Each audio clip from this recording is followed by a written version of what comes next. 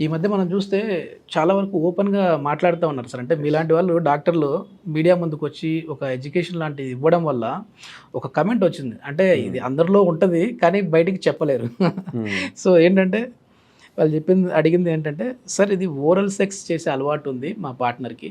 So తను ఎక్కువ force చేస్తుంటాడు. ఓరల్ సెక్స్‌కి ఇది చేస్తుంటాడు. సో అట్లాంటప్పుడు మాకేమైనా డిసీజులు సెక్సువల్ డిసీజెస్ ఏమైనా అటాక్ అవుతాయని భయంగా ఉంది. సో అతనికి ఈ సర్కమ్‌సిషన్ చేయించుకుంటే ఏం ప్రాబ్లమ్ ఉండదా? అప్పుడు చేయొచ్చా?" అని అడుగుతా ఉన్నారు. సర్కంసిషన్ చేయించుకున్న తర్వాత యూజువల్‌గా వైరస్ లోడ్ కానీ అక్కడ ఎక్కడ ఉండదు. మామూలుగా అక్కడ లాంగర్హాన్స్ సెల్స్ అని కొన్ని ఉంటాయి. యెస్. యెస్. డెండ్రైటిక్ సెల్స్ అని, లాంగర్హాన్స్ సెల్స్ అని అవి కొన్ని ఉంటాయి. హుహు. అది చర్మం ఉన్నాయి అనుకోండి, ఒకవేళ అంగం ముందర ఉన్న చర్మం ఉందనుకోండి, అక్కడ సెల్స్ ఎక్కువ ఉంటాయి కాబట్టి పార్ట్నర్‌కి ఒకవేళ గనక ఈ హెచ్‌పివి గానీ, హెచ్ఎస్‌వి అంటే హెర్పిస్ సింప్లెక్స్ గానీ ఇట్లాంటివి ఉంటే గనక పార్ట్నర్ నుంచి పార్ట్నర్‌కి మధ్యన సోకే అవకాశాలు చాలా ఎక్కువ ఉంటాయి. ఓకే. ఎందుకంటే ఆ వైరస్ మెయిన్‌గా అటాక్ చేసేది ఈ 2 రకాల సెల్స్‌ని. ఓహ్! డెండ్రైటిక్ సెల్స్ కానీ, లాంగర్హాన్స్ సెల్స్ అని.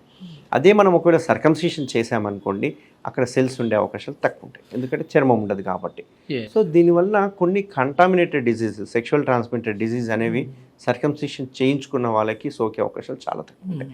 అది ఓరల్ సెక్స్ అన్నా కానివ్వండి, లేకుంటే ఇంటర్ కోర్స్ అన్నా కానివ్వండి, ఏ రకమైన ఫోర్ ప్లే అయినా కానీ దానిలో తక్కువ ఓకే. ఉంటుంది.